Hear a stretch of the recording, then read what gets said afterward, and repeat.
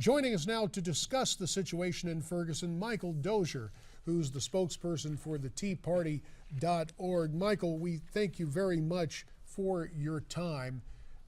What do you expect the grand jury is going to announce? Well, looking at all the information gathered, looking at the evidence, I think I don't think there'll be an indictment of the officer.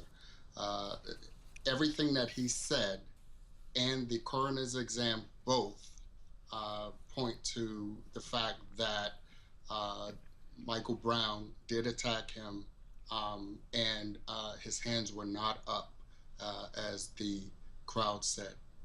But having said that, he still was unarmed and he was shot 6 times. Yes, and that's a sad reality of what's actually happening in the world today, in the United States, in the Black community. We see a lot of the youth not having any respect for authority. And you have to look at it this way. If Michael Brown would have done what the police officer said in the first place, he'd be alive today. So are you saying there was a lack of respect there? I think it was a lack of respect. I think that if he would have done exactly what the police officer said, that's what you have to do. You have to avoid these types of confrontation, and especially when you're going after the police. If you're agitating the police, you're going to expect that outcome. Michael, we mentioned earlier activists have taken to the streets of Ferguson for over 100 days now. Yes. Is there anything that will heal the racial rift there in that St. Louis suburb? Yes, I went to Ferguson and I spoke to a lot of people.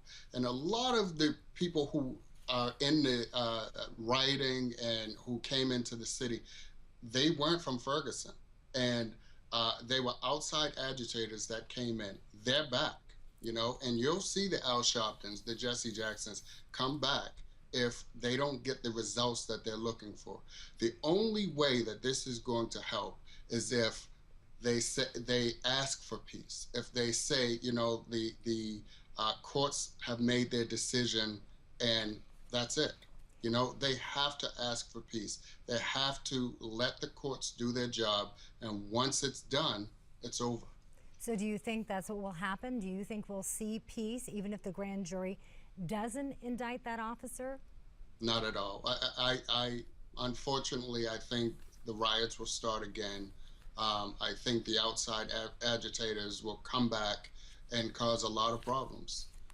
And along those lines, Michael, civil rights activists from the so-called Don't Shoot Coalition have asked local prosecutors to provide them with a 48-hour advance notice of the grand jury decision, they say, to help them prevent widespread violence. Is that a double-edged sword? If they got that information, would they be suppressing violence or conceivably inciting it? They have a choice, and hopefully that they would suppress the violence. Hopefully they would work with the churches, the community centers, and the police officers, and the local governments to try to suppress what's going on. But if you continue to have people who have an agenda come in, and that's the key, people who have an agenda, who want to incite violence, then we're going to be in trouble.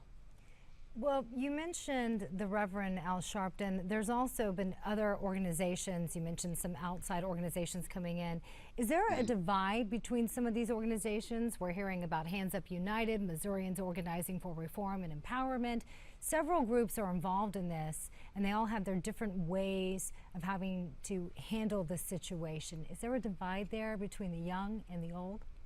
Absolutely. I mean, I'm one of the groups, my group, TeaParty.org, I've went there and I've tried to talk to the local neighborhoods, and they were very receptive to us and to our message.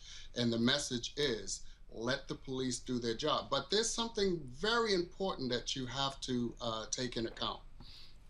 A lot of the people there complain about the police force not having, black representatives on it, the city government not being representing that community.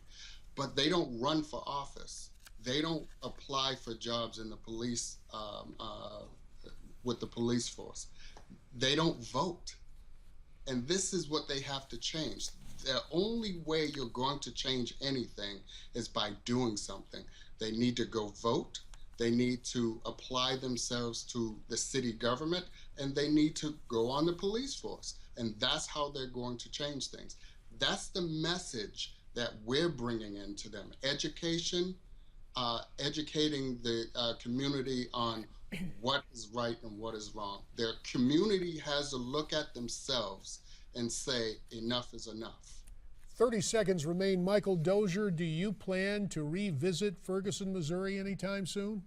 Absolutely. I'm hopefully headed there in a couple of weeks to once again work with the local Tea Party governments there, the Tea Party groups there, and hopefully get our message out there once again. Well, Michael Dozier, we do appreciate your insights, your on-the-ground perspective as you've spent some time in Ferguson. Following your next visit, we hope you'll come back to see us to tell us what else you've learned and what else you've seen as you've advocated really for self-government and for political involvement Yes. on the part of the people who live in Ferguson, Missouri. Sir, we thank you so much for your input. Thanks for Skyping in all the way from Fairbanks, Alaska this morning. We appreciate it. Thank you. Michael Dozier there, spokesperson for theteaparty.org. Obviously, there is more to come here on America's Forum. We'll get to it following this.